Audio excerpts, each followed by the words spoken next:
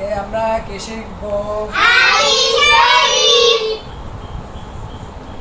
আত-তাহুরু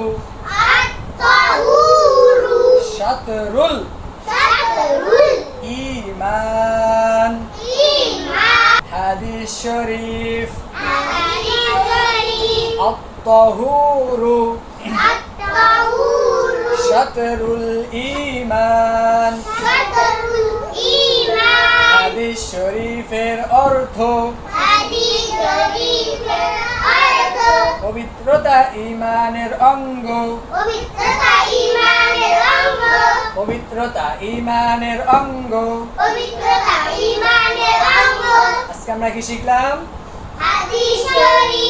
দর্শক, যদি নিয়মিত আমার চ্যানেলে ইসলামিক আমলি ভিডিও পেতে চান তাহলে একটু সাবস্ক্রাইব করে রাখুন আর ভালোবেসে একটি লাইক কমেন্ট শেয়ার করে যান। আসসালামু আলাইকুম।